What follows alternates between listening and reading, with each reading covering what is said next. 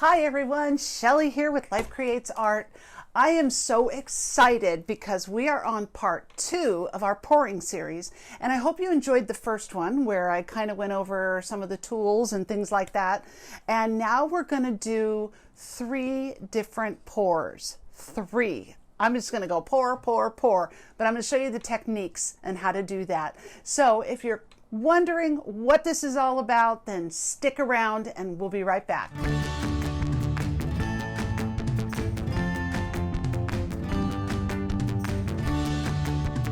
Okay, hi everybody. Before we do the actual pours, we're going to be doing just so you know, a dirty pour today, a flip cup, and a ring pour, also known as double ring pour or swirling. So we're going to do all 3 of those today. But I've already got my colors mixed for the most part. I'm going to leave one so I can show you. I am using white Artist Loft, the yellow basics, it's the cadmium yellow. And for my greens, I combined 2 different. I combined the teal from Craftsmart and the basics light green. So I combined those 2. For my blue, I've got cobalt blue hue here. And for orange, I also made a combination cadmium orange. And I combined a little bit of my yellow and my red. I am using deep red for this, and we're going to mix this together. But I combined that because I wanted the color just a little bit brighter. It seemed like it was more of a salmon color. So those are the colors that I have already mixed. Now, what I have also used to mix all these colors is Floetrol. And the only reason I did not use my Liquitex pouring medium, so I could have used this one or this one, but I didn't have enough of this. As you can see, my bottle's almost empty. So I didn't have enough. So I have enough of this to do all these 3 pours, and so I went ahead and used the Floetrol. I also added my water and combined with about 5 to 10% alcohol just to help pop those bubbles. And then I combined just a little squirt of silicone. So I'm really hoping to get some cells this time. And what I've done is I've mixed all of these and I've let them sit for a little bit. So I've mixed and gotten kind of the consistency that I want. Even this is thickening up a little bit. But I've gotten the consistency pretty much that I want, and I'm letting them sit. And then I'm just kind of tapping them on the table. You know how you do with a cake? When you first make a cake and you pour it into the pan and then you just tap it on the counter a little bit and it brings all those bubbles up. And so that's what I do. I help to bring some of the bubbles up before I even start. Now, from what I understand, I've heard this before from other people who do YouTube videos on pouring. Floetrol has a little tendency to have a little bit of chunks in it. And I'm going to show you the picture right now of the first regular pour that we did for the first video. And with that one, you can see those little chunks came up to the top. So what I didn't do, should have, but I didn't do, is some people get a little strainer to pour their Floetrol through. So just so you know that can help with alleviate some of those chunks. What I've tried to do now is I've tried to just mix and mix and mix and keep stirring. So now we're going to mix our red. So I wanted to leave one to show you how to mix the red. And of course I'm wearing pretty heavy duty gloves. These are kind of warm. But I'm mixing my red. And I'm using about that much in a cup. I don't know how many ounces this cup is. I think maybe it's 6 ounces. So because we're doing 3 paintings today, I'm trying to make quite a bit. So I'm going to use my Floetrol, pour a little bit more like that. That's probably a little more than I wanted, but I'm going to stir and see what I've got here. And something you really, really do need to do is stir a long time. Please don't rush the stirring process, because otherwise you're just going to end up with chunks of paint. And take your time with this.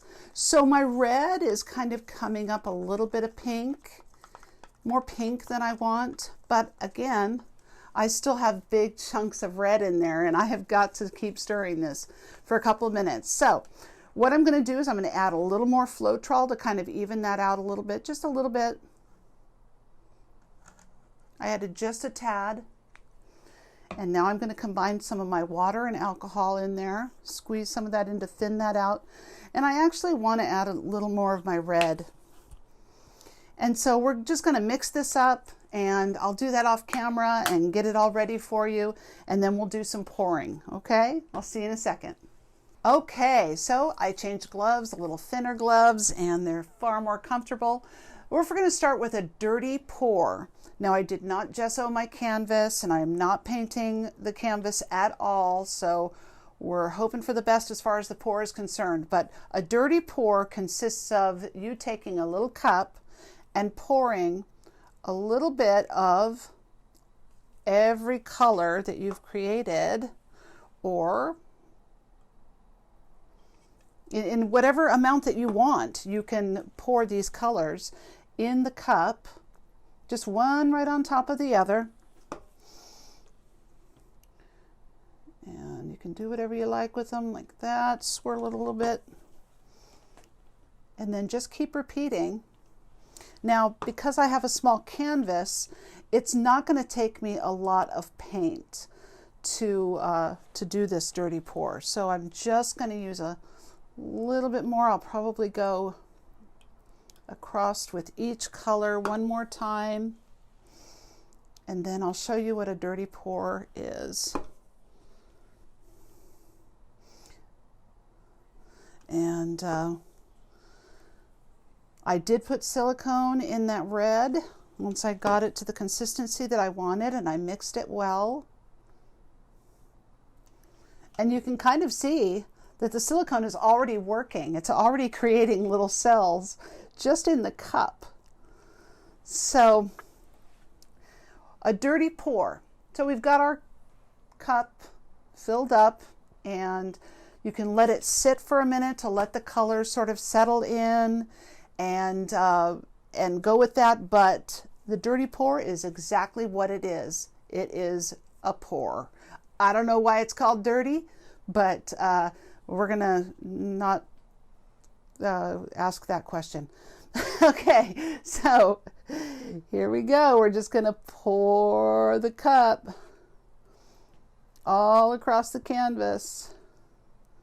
I'm gonna pour here. I'm gonna go across here. Ooh, look at that. Those are some cool colors.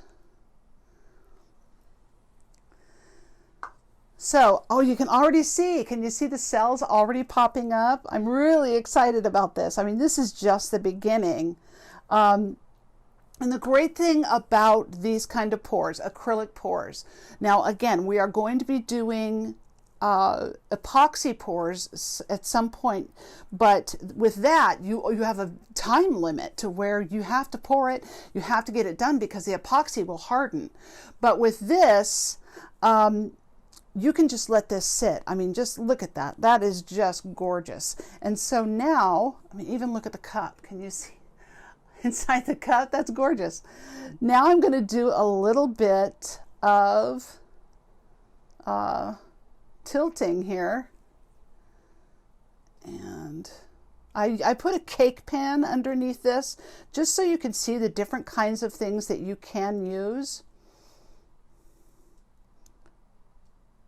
for your pours, and of course it'll come right off the cake pan. I want to kind of bring that back to the center. Don't forget to, if you have something that you like, for example, this little thing right here, I really like it. I kind of want to bring it back to the center so I don't lose it over the edge. So bring that. I'm going to try to cover this corner here.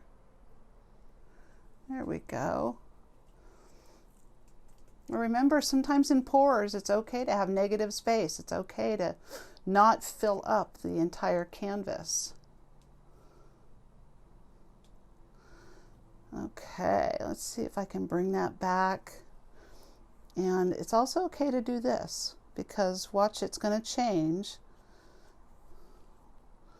once I run my finger through there. See if I can bring that back a little bit.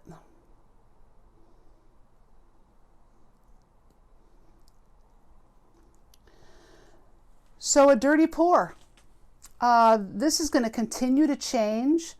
And what I've got here is just to pop any bubbles. I did get my butane torch filled up again. So I'm just going to hit it with the butane torch. Again, not too close. I don't want any bubbles though, but see, it popped a bubble right there. Did you see that? I want to just touch that because but it will catch the paint on fire. Oh, I didn't fill it enough. I'm always so nervous with the butane. But dirty pour. All right, there you go. And now we're going to move on to flip cup. All right, I don't know about you guys, but I'm having so much fun.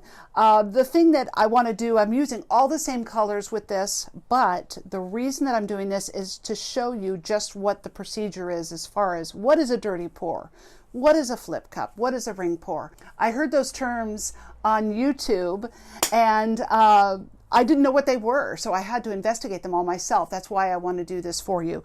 And so we're going to do a flip cup now.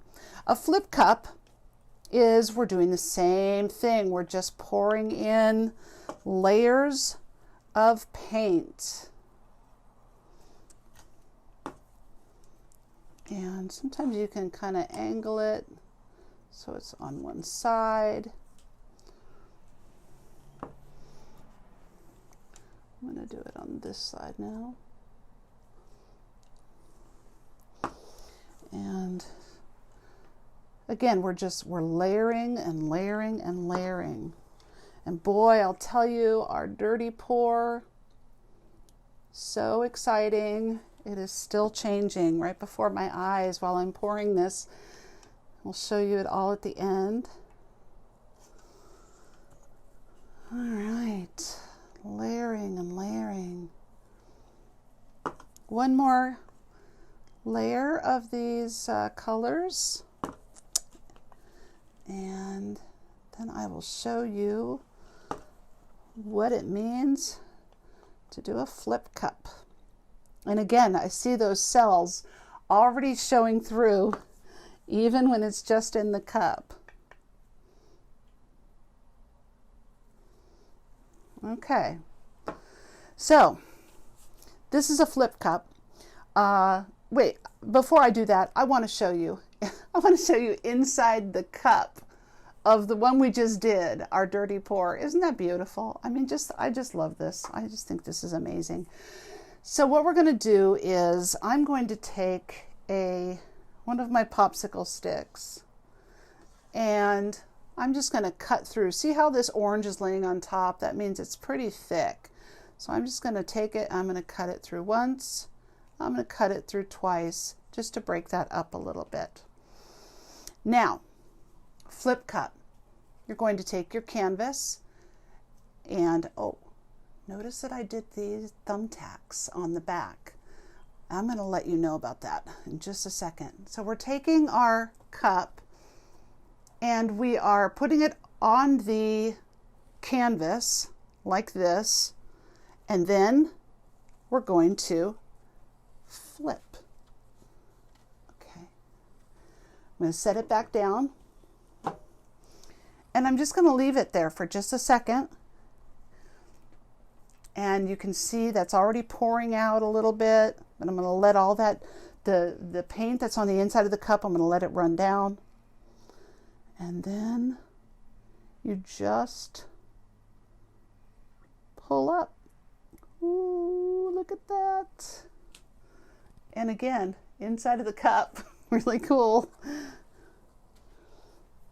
Wow, look at that. That's incredible. I love that. What's happening in the center, and look at what's happening here. This is amazing. So this is a flip cup. Going to start pouring. You see a couple of bubbles already popping there. I really want to maintain sort of this circle look. So I'm just going to try to roll it a little bit.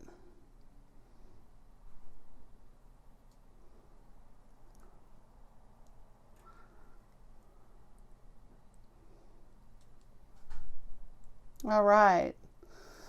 Now, what I'm going to do with this flip cup here is I'm going to take a little bit, because I want some of this paint on some white on the sides, because I kind of want to maintain this circle. But you just please be creative. And this is why I have the 8x10 canvases to practice on, because it is sort of a thing that you have to practice. And you see all these people that are actually, they're selling it, they have a gallery and all of that, and they're selling all their works, their pours. But I'm just a regular person. And I do love this because I have so much fun doing this, but it's not necessarily something that I'm going to strive to sell. But man, I sure would love to give these as gifts. So I kind of lost my circle, and that's okay. I'm going to try to kind of keep that white on the corners, though. It kind of has a good effect. All right. I'm going to try to pull that back to the center, and there's my flip cup. So again, have fun, have fun. Now, at the bottom of this, I stuck 4 little push pins to hold it up. On the dirty pour, I did a cake pan. On these, I did push pins. And the thing about the push pins is I had a hard time getting them in the back. And they're not really even. I'm hoping that this paint doesn't fall off, because my canvas isn't necessarily flat, because I think I put the push pins in a different angle. So some people have great success with push pins. I don't find them easy to work with. So anyway, just wanted to let you know that. The next one, I have cups underneath. So that's the way I normally do it. But this is a flip cup, and very exciting. Again, it's changing, lots of great cells. So we'll be right back with the ring pour and double ring pour and swirling. Okay, everyone. So now we're going to do a ring pour, double ring pour, swirling. So all of those terms, ring pour, double ring pour, and swirling, are things that I heard when I watched all these multitude of YouTube channels about pouring, and ring pour, double ring pour, swirling. What are those? So I finally found out, and it turns out they're kind of all the same thing. So we're going to do basically a triple ring pour. And the reason that I'm going to do this is because I really want to show you the swirling, and I'm only using 3-ounce cups for an 8x10, and I'm sure it's going to be plenty of paint. But what I've done is I've already combined the paint. So I used all 6 of my colors for 2 of my cups. And you can see here already, they've been sitting for a little while we're getting the camera shot, and they're already creating cells just within the cup. In the 3rd cup, I put only blue, yellow, and white. So I'm going to do that on one end of the canvas and kind of have some fun with it. So the thing about the ring pour is, and here we go. So you just pour, and as you're pouring, you're sort of doing a swirl. It's not coming out as I would like, but you sort of are swirling and swirling and swirling and swirling and swirling. Now, that would be just a ring pour if I had enough paint, but I'm doing it off to the side. So I want to do the other side over here with all of the colors, and you're just sort of swirling and swirling and swirling. And there's that yellow. All right. Now, what I want to do is I want to do the blue, yellow, and white in 2 corners. And again, I'm going to do a swirl. So swirl, swirl, swirl. And I'm going to do some over here too. Swirl, swirl, swirl. And see how that turns out. I've never done this before. So let that sit and let that kind of run together. I really wanted all the colors in one end and then just 3 colors on the other. So let me see what I can do here as far as tipping this. I would like a little more blue up here. So this is a ring pour. And actually we did a quadruple ring pour.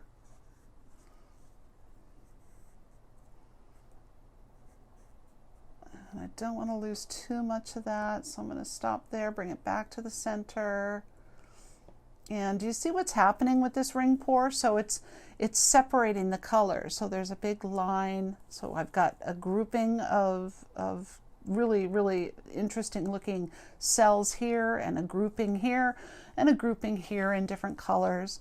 So I really like the ring pour. I think I'm going to try this one again with different colors. And again, I want to swipe. I used cups to hold this one up this time, instead of a cake pan or the pins. I kind of just wanted to show you the different ways you can hold things up. And as soon as I get this side of the canvas covered right over there, I think I'm going to call this one done. And something I wanted to show you though, it's got some great cells on this. Something I wanted to show you was using a straw. And of course I want to pop some bubbles, but I want to use a straw too. And you can blow this around a little bit and make different designs. See what that does. And just have some fun with it. I mean, this is a really fun process. And if it doesn't work, then you do it again. Do something different. I mean, the process is so much fun.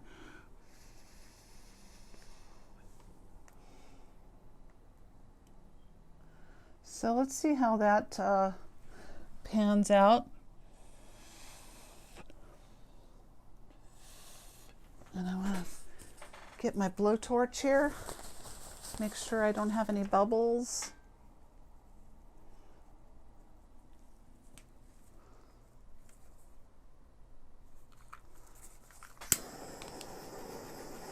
This opens up some cells too. Sometimes it'll pop bubbles and it'll create more cells. I don't know what's going on with my blowtorch, but it is having a problem. Okay. Again, if you don't have a blowtorch, you can always use a blow dryer or a heat gun. Okay, ring pour, double ring pour, swirling, and then we have our flip cup and our just our dirty pour. So three different styles, and we will be doing 3 more next week. And I hope you've enjoyed this. I certainly have. It's been a lot of fun, and a lot of fun learning how to film it too. But it's been a ton of fun, and I love this. It is a lot to set up, but once you do, you can just really, really enjoy the process. So I hope you love it and have fun. If you have any questions, please don't hesitate to write them in the comment section below. Subscribe and like, and we are growing and growing and growing. And thank you to everyone who has supported us thus far. All right, you guys, I love you. See ya. Bye. There you go.